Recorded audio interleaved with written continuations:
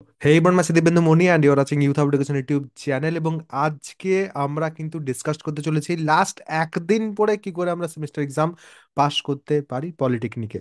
তো second and third ইয়ারের স্টুডেন্টদের জন্য কিন্তু আজকের এই ভিডিওটা বানাচ্ছি, যারা এখন অবধি ভালো করে প্রিপারেশন নাওনি তাদের বিষয়, এবং কিভাবে লাস্ট দিন প্রিপারেশন নিয়ে আমরা পাস করতে পারবো। আর একটা কথা আমি প্রথমেই বলে দিচ্ছি, যদি কেউ ভাবছো যে লাস্ট একদিন প্রিপারেশন নিয়ে পুরো টপ করবো, তাহলে সেই ক্ষেত্রে আমার মনে হয় এই ভিডিওটা না দেখাই কিন্তু ভালো হবে। ফার্স্টেই পড়ার বিষয়ে তোমাদের কিন্তু একটু সিলেক্টিভ হতে হবে, ওকে? Selective study. তো সিলেক্টিভ কি করে হবে? সিলেক্টিভের ক্ষেত্রে আর একটা আমি কথা বলে দিই তোমাদের, যে কম্পিউটার সায়েন্স, ইসিই, এই দুটোর ক্ষেত্রে বা ইটিসির ক্ষেত্রে থার্ড সেমিস্টারে কিন্তু সাজেশন আছে, এবং সিভিলের ক্ষেত্রে থার্ড অ্যান্ড ফিফথ সেমিস্টারের সাজেশন কিন্তু ইউথ হাব এডুকেশন ইঞ্জিনিয়ারিং, এই যে অ্যাপ্লিকেশন সেখানে কিন্তু এসছে। একবার জাস্ট তোমাদের দেখিয়ে দিচ্ছি, ইউথ হাব এডুকেশন ইঞ্জিনিয়ারিং যদি তোমরা ডাউনলোড করো অ্যাপটা, তাহলে সেক্ষেত্রে এরকম একটা ইন্টারফেস তোমরা শুরুতেই পাবে। সেই ইন্টারফেসে পেড কোর্সেসে যেতে হবে, এবং এখানে তোমরা দেখতেই পাচ্ছ যে সব সাজেশন যেগুলো সেগুলো আছে, এবং এখানে কন্টেন্ট যা আছে সাজেশনের সবকিছু কিন্তু এখানে তোমরা পেয়ে যাবে, যে সাজেশনগুলো নিলেই। তো সেই সাজেশন যদি তোমরা নাও, তাহলে সেক্ষেত্রে অনেকটা কাজ কিন্তু তোমাদের বেঁচে যাবে। তো সিলেক্টিভ স্টাডির ক্ষেত্রে সাজেশন যেটা, সেটা কিন্তু অনেক বড় ভূমিকা পালন করবে। যদি অন্য কোনো জায়গা থেকে তোমরা সাজেশনস নাও, স্টিল কিন্তু সেটা তোমাদের জন্য অনেক কাজ করবে। থিওরিটিক্যাল যদি তোমাদের সাবজেক্ট হয়, তাহলে সেক্ষেত্রে পাস করাটা কিন্তু একটু সহজ হয়। নিউমেরিক্যাল বেসড যদি হয়, তাহলে সেক্ষেত্রে একটু কঠিন হয়। তো নিউমেরিক্যাল বেসটা কিন্তু আমি লাস্টে তোমাদের নিয়ে আসছি। প্রথমে কিন্তু থিওরিটিক্যাল সাবজেক্টসের ক্ষেত্রে যে পয়েন্টগুলো সেগুলো আমি বলবো। সাজেশনস তোমরা অবশ্যই ইউজ করতে পারবে। সাজেশনসে যদি তোমরা ইউজ না করো, তাহলে সেক্ষেত্রে আর একটা কথা আমি বলে দিই তোমাদের, সেটা হচ্ছে 80-20 প্রিন্সিপাল। 80-20 প্রিন্সিপাল কি বলে? 80-20 প্রিন্সিপাল যেটা বলে, সেটা হচ্ছে 80% of the questions comes from 20% of the syllabus. তো 20% সিলেবাসটাকে আমাদের কিন্তু আইডেন্টিফাই করতে হবে। এবারে তোমরা জিজ্ঞেস করবে, দাদা আমরা 20% সিলেবাস কি করে আইডেন্টিফাই করব? সাজেশন প্রথমত আছে। এবার যাদের সাজেশন দেওয়া হয়নি, তাদের বলবো আমি, প্রিভিয়াস ইয়ার্স কোশ্চেন্স বের করো। প্রিভিয়াস ইয়ার্স কোশ্চেন্স বের করার পর কি করবে? তোমরা কিন্তু প্রিভিয়াস ইয়ার্স কোশ্চেন্স বের করার পর চেক করবে যে কোন কোন কোশ্চেন্স আছে যেগুলো কিন্তু বারবার রিপিট হয়েছে। অ্যাটলিস্ট 5 থেকে 6টা কোশ্চেন্স বের করো, 5 to 6 PYQs বের করো, এবং সেইখানে তোমরা চেক করো যে কোন কোন কোশ্চেন্স আছে যেগুলো কিন্তু বারবার রিপিট হয়েছে। সেই সব কোশ্চেন্সগুলো কিন্তু তোমাদের করতেই হবে। এবং তাছাড়া ইম্পর্ট্যান্ট আরও কিছু টপিকস আছে, যে টপিকসগুলো কিন্তু তোমাদের করতে হবে। সেটা তোমরা তোমাদের কোনো টিচার বা তোমাদের কোনো ভালো বন্ধুকে করতে পারো, যারা একটু আধটু সিলেবাসটা ভালো করে করেছে, তাদের জিজ্ঞেস করলে কিন্তু তারা ঠিকঠাকভাবে তোমাদের বলে দিতে পারবে। নেক্সট পয়েন্ট যেটা, সেটাতে চলে আসে। নেক্সট পয়েন্ট যেটা, পুরো সিলেবাস নিয়ে কিন্তু একটা গ্লিমস তোমাদের নিয়ে যেতে হবে। যদি কেউ সাজেশনস করে যাচ্ছ, স্টিল কিন্তু এটা জরুরি। একটু সামান্য তোমরা যদি কমপ্লিট করে যাও, কমপ্লিট সিলেবাস, ঠিক আছে? এবারে বলবে তোমরা, দাদা লাস্ট দিনে আমরা আছি আর তুমি বলছো কমপ্লিট সিলেবাস। দেখো, কমপ্লিট সিলেবাস কিন্তু আমি বলিনি, ঠিক আছে? কমপ্লিট সিলেবাসের গ্লিমস নিতে বলছি। গ্লিমসের ক্ষেত্রে তোমরা কি করতে পারবে?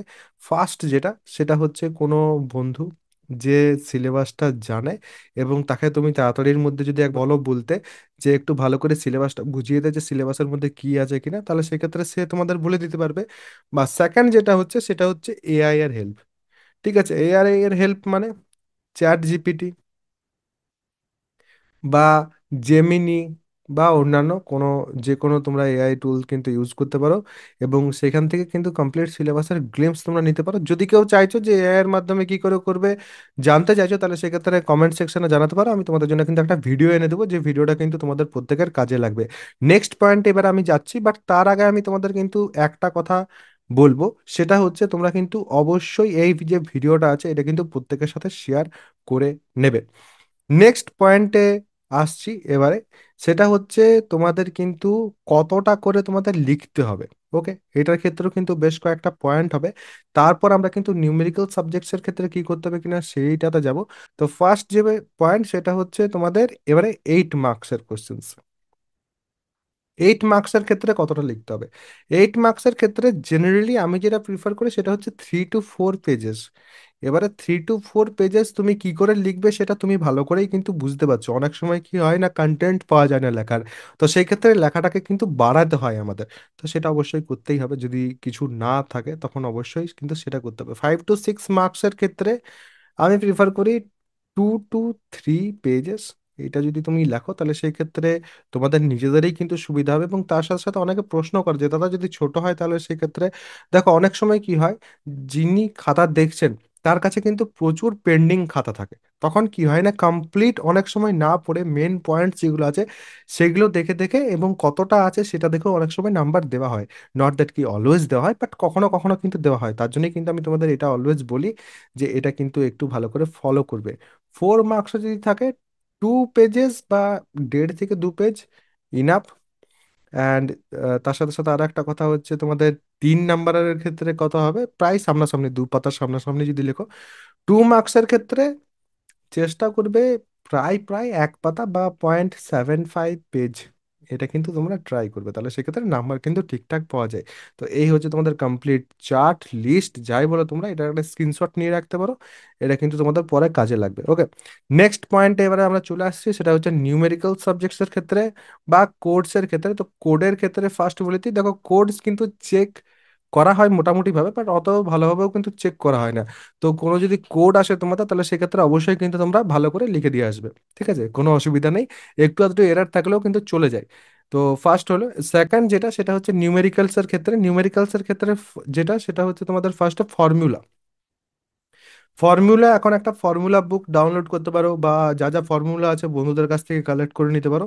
অ্যান্ড সেটা একবার দুবার লিখে পারো, প্র্যাকটিস করতে পারো। কারণ ফর্মুলা যেটা তোমার মনে হবে যে এটা এখানে লাগতে পারে, সেটা অন্তত যদি তুমি লিখে দিয়ে আসতে পারো তাহলে সেই ক্ষেত্রেও কিন্তু একটু আধটু তুমি নাম্বার পাবে। এটা কিন্তু এক্সট্রা নাম্বারের কথা বলছে, কারণ নিউমেরিক্যাল সাবজেক্টের ক্ষেত্রে কিন্তু ওই রকম ভাবে সবকিছু হয় না। এবারে নিউমেরিক্যাল সাবজেক্টে আরো একটা নতুন যেটা এখন হচ্ছে, সেটা হচ্ছে অনেক সময় কিন্তু প্রুফস আসছে, ঠিক আছে, প্রুফ দ্যাট এই ওই। তো সেগুলো কিন্তু অনেকটা প্রেডিক্টেবল কোশ্চেন্স অ্যাকচুয়ালি, কারণ আমরা যদি প্রিভিয়াস ইয়ার্স কোশ্চেন্স একটু ভালোভাবে দেখি তাহলে সেক্ষেত্রে প্রুফগুলো কিন্তু অনেক সময় চলে আসে। তো এটা অবশ্যই কিন্তু আমাদের দেখে যেতে হবে।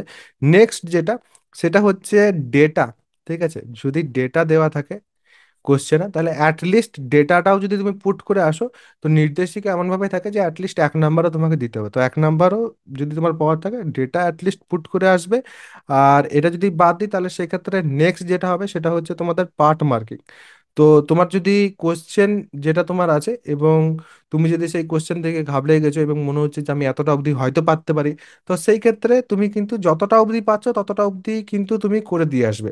তাহলে সেক্ষেত্রে কি হবে, পার্ট মার্কিংটা কিন্তু তুমি অ্যাটলিস্ট পেয়ে যাবে। নিউমেরিক্যাল সাবজেক্ট যেটা সেটা আশা করছি তোমরা একটু আধটু বুঝলে যে নিউমেরিক্যাল সাবজেক্টে পাস করাটা কিন্তু একটু হলেও ডিফিকাল্ট তোমাদের থিওরিটিক্যাল সাবজেক্টের তুলনায়। এবারে তোমাদের নেক্সট হচ্ছে কয়েকটা বোনাস পয়েন্ট। বোনাস পয়েন্টে যেটা ফার্স্ট যাবে আমার সেটা হচ্ছে এমসিকিউর ব্যাপারে। দেখো এমসিকিউ তোমাদের কিন্তু 15টা থাকবে। ওকে, আমি তোমাদের বলবো 15টাই কিন্তু করে দিয়ে আসতে, ঠিক আছে, প্রত্যেকের ক্ষেত্রেই বলছি 15টা এমসিকিউ থাকলে 15টাই কিন্তু করে দিয়ে আসবে। তোমরা কিন্তু কম করবে না। এবারে এমসিকিউর কিন্তু এক্সপ্লেনেশন থাকে, ঠিক আছে। তো এক্সপ্লেনেশন যদি কেউ না জানো তাহলে সেক্ষেত্রে এক্সপ্লেনেশন কিন্তু লিখবে না। ধরো তুমি 8টা এক্সপ্লেনেশন সাথে করলে এবং বাকি 7টা উইদাউট এক্সপ্লেনেশন করলে, সেটাও কিন্তু তোমার চলবে। ওকে, নেক্সট যেটাতে আমি আসবো সেটা হচ্ছে ব্রড কোশ্চেন্স এর ক্ষেত্রে প্রিফার করবে যদি মনে করো তুমি 2 রকম কোশ্চেন্স পাচ্ছ, 2+2+2+2 8-এর মধ্যে, আবার এখানে পাচ্ছ তুমি 5+3, always prefer this one. Fine, 5+3টার বদলে এটা কিন্তু প্রিফার করবে, এখানে কিন্তু বেশি নাম্বার পাওয়া যায়। ঠিক আছে, আশা করছি বোঝাতে পেরেছি। অ্যান্ড এগুলোই হচ্ছে তোমাদের লাস্ট দিনে মনে রাখার মতো কিন্তু কাজ। এবং তাছাড়া আমি তোমাদের একটা প্রশ্ন করেছিলাম যে লাস্ট একদিনে কিভাবে সিলেবাসের গ্লিমস নেবে, তো তার জন্য এআই ইউজ জেনারেলি আমরা নিজেরাও কিন্তু করে থাকি। তো সেই ক্ষেত্রে তোমরা যদি কেউ এইটা নিয়ে একটু সমস্যা ফেস করো যে দাদা এআই কিভাবে ইউজ করবো, তা সেক্ষেত্রে তোমরা কিন্তু কমেন্ট সেকশনে আমাকে জানাতে পারো, তাহলে সেক্ষেত্রে একটা সেপারেট আমি ছোট্ট করে ভিডিও তোমাদের জন্য এনে দেবো। এবং এই ভিডিওটা কিন্তু বেশি থেকে বেশি শেয়ার করবে। যারা এখনো অবধি আমার সাজেশনস কিন্তু নাও নি তারা কিন্তু আমার সাজেশন নিয়ে নিতে পারো। এটা কিন্তু তোমাদের ইলেকট্রনিক্সের যে সাজেশন সেটা 3rd সেমিস্টারে, এবং এটা কিন্তু তোমাদের কম্পিউটার সায়েন্সের যে সাজেশন সেটা আছে তোমাদের 3rd সেমিস্টারে। অনেক ডিমান্ড করছিল এবং যেই আমি দিয়েছি অ্যাপে সেই কিন্তু নেওয়াও শুরু হয়ে গেছে।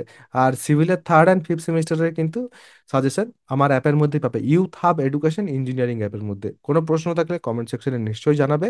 সবাই ভালো থাকবে, সুস্থ থাকবে এবং আমার সাথে থাকবে।